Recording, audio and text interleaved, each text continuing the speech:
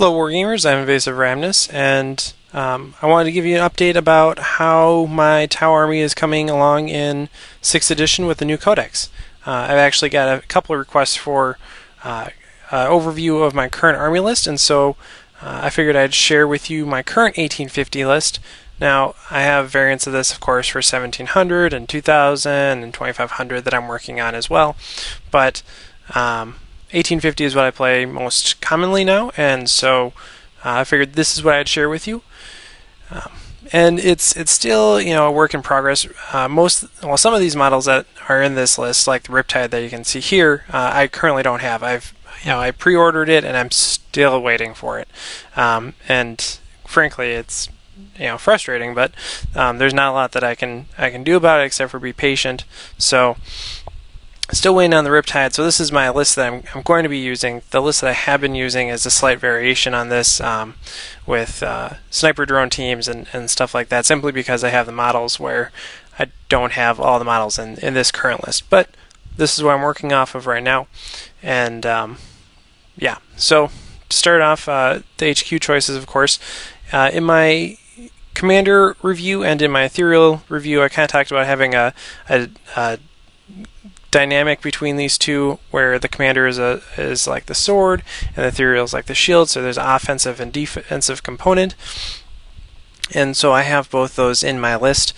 So I'm running a commander with 2 marker drones, a cyclic ion blaster, missile pod, drone controller, pure-tide engram neurochip, and iridium armor.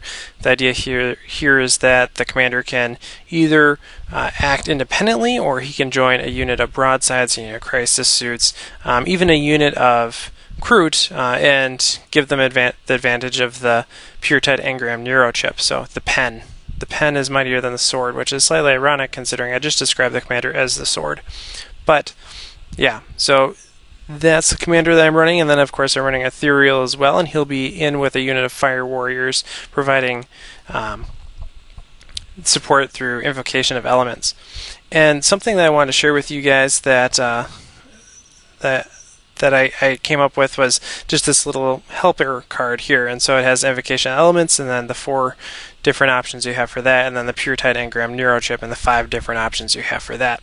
And I came up with this after realizing that I kept forgetting A, what I chose, and B, every so often I would forget to choose one of the options, and that's just inefficient and poor generalship. So I created this, and I think it's going to be pretty helpful. Basically, you just place a die or something on whichever one that you want to use that turn, and that way you remember to do it. But yeah, so if anyone's curious about this, I'll provide a link below for like a Dropbox file or something that you can use to print this off. But it's pretty easy to make yourself. Back to the list. Okay, so for my elites, I'm running 1 Riptide. I know I've seen a lot of lists with multiple Riptides, but I really like the crisis suits, especially with the recent FAQ about allowing multiples of double weapons. In this list, I don't take advantage of that, but some of my variant lists I do. And I'll talk about that in a second. But yeah, so Riptide with an ion accelerator, twin-link plasma rifle, stimulant injector, and early warning override. The idea here is that he is going to be potentially taking wounds from the Nova reactor, and so I want a chance at saving those with the stimulant injector. And then he also has a really good weapon, obviously, in the ion accelerator, and if I can shoot that at a unit of deep striking terminators before they're able to do anything, why not? So for 5 points, early warning override is something that I opted to go with. Then a unit of 3 crisis suit with 2 drones, and this is where my list is currently in a state of flux. I'm not sure if I want to run shield drones or gun drones.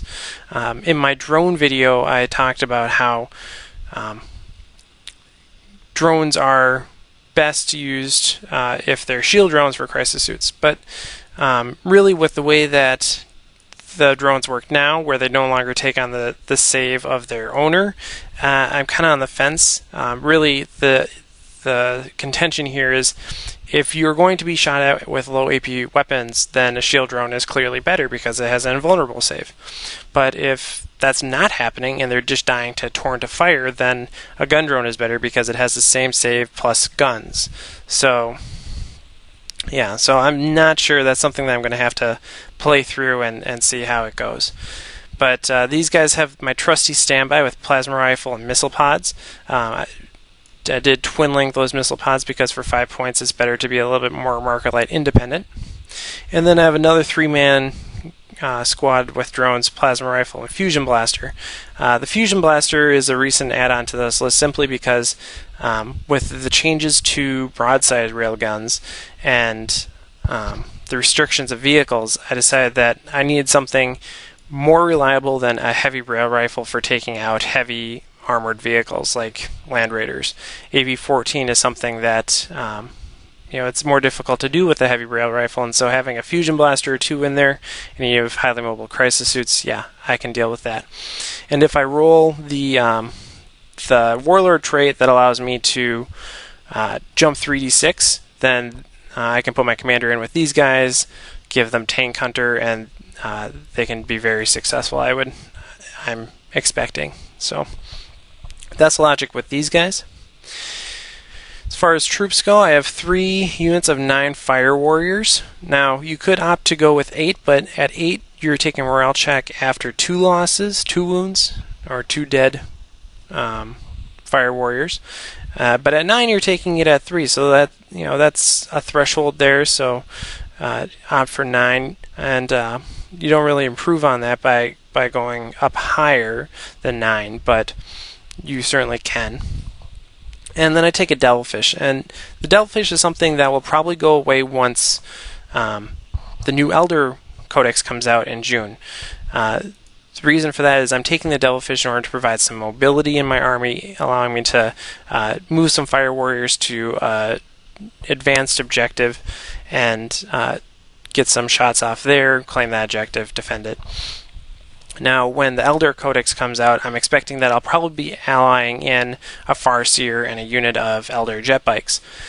And so, since I don't currently have jet bike models, I'm not really in a hurry to do that with a Codex coming out in a month. So, the Devilfish is kind of a stand-in mobility component to this list. I have a unit of 10 crew with 1 crewed Hound, and they have sniper rounds. Now, I would like to have more crew in here, but I just don't have the points to squeeze that in. The 1 crewed Hound allows me to have acute senses, and so they're going to be able to outflank and take enemies' objective in their deployment zone, or take advantage of a forest in their deployment zone, something like that. And then again, they can snipe out some monstrous creatures or something. And so the idea with the fast attack options is that I have some marker light support, but then also some more AoE area of effect damage pie plates that I get from the Sun Shark. So yeah, I'm trying to not necessarily maximize the number of pie plates that I'm able to put out, but definitely being able to put a healthy number of pie plates out, I think, is an important aspect of this armory, especially with the improvements to ion weaponry. So you can see I have a pie plate from the Sun Shark. I have a blast from the cyclic ion blaster. The Riptide has a pie plate from the ion accelerator, and then down here with the heavy support, I have an ion cannon on my Hammerhead, which of course does a wonderful job of taking out marine equivalents. And the Hammerhead, I'm a big fan of the ion cannon. I played a game against some Space Wolves, and it was definitely my star unit. And I think that's going to be something that's pretty consistent with the Hammerhead equipped with ion cannon going throughout 6th edition, as that's going to be really effective at taking out marine equivalents. I give it the Twin Link Smart Missile System again because it's twin linked, which gives you some better marker light independence, and also has the homing special rule, which is great. Black Sun filter for a point, why not? Disruption pod, 15 points. Yeah, but this is really the place that I think it's worth spending those 15 points to always have that +1 to your cover save, is with the expensive unit like the Hammerhead. You know, if you're spending that much on a unit, you might as well spend a little bit more to make it survivable. And then finally, winding down the list, is a unit of 2 broadsides with, again, 2 drones. I think these guys will probably be shield drones, largely because missile drones have a poor ballistic skill, and yeah, that's another missile, but broadsides with their 2-up save are probably going to be the subject of AP1, AP2 fire. That is where I will need the shield drones and vulnerable save. So these will probably work out to be shield drones, and then the crisis suits will probably end up being gun drones. I equipped them with high-yield missile pods. These were heavy rail rifles originally in some of my earlier lists. I've decided now to move to high-yield missile pods just because, well, largely because of this, the velocity tracker. You know, heavy rail rifle is great for you know, providing AP1, you know, strength 8 AP1 shot, but if we're taking out flyers with this, if this is going to be our primary source of anti-air, then really having more than 1 shot that's just one strength weaker is probably the way to just take out a flyer through hull points, especially with the relatively low armor value. So armor value 10, 11, 12, you can take that out with a strength 7 missile. So that's the idea there. And then, of course, if you put the commander in there with the pure tight engram Nero chip, and you give them tank hunters, well, then they get to re-roll their attempts at glancing or penetrating, and they become even more effective. So that's the idea with these guys, is they're primarily there for anti-air and just mass strength 7 shots. Whereas the heavy rail rifle option just left me frustrated. You know, it's like I'm trying to penetrate things and I just can't. Yeah, I'm not gonna edit that sentence at all. So have fun with that one. But yeah, so that's the list. Hope you guys enjoyed it.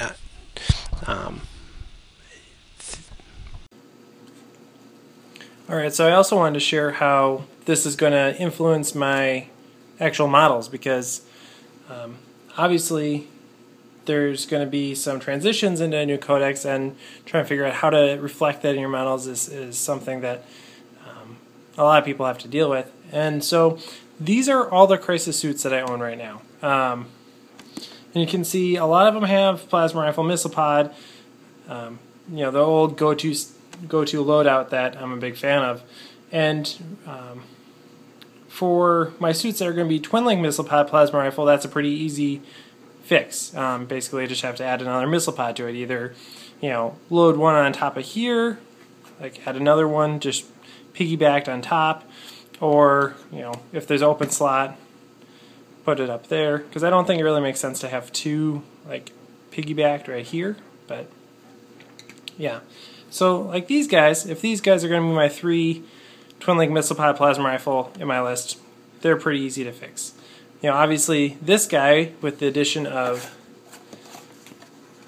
the new suit, is going to be kind of obsolete. So I got to figure out what I'm going to do with this guy.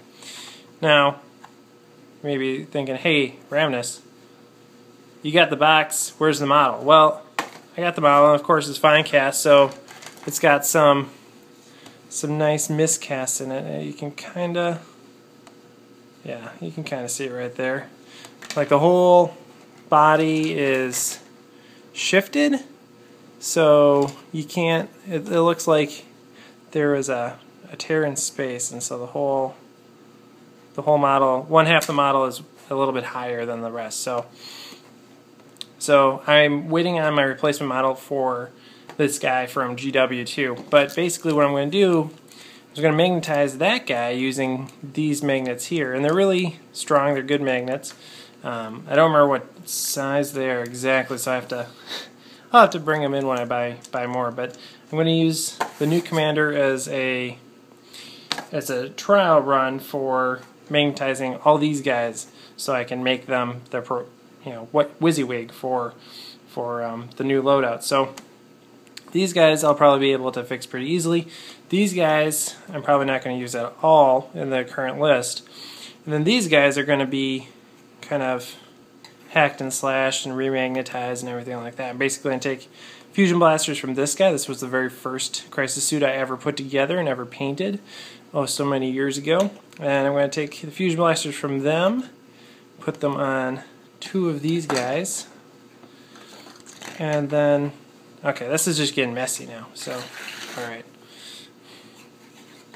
So these guys are all going to get fusion blasters from this guy, and then I'm going to take a magnetized fusion blaster from my Riptide whenever that arrives, and put it on the third one, and then they already all have plasma rifles.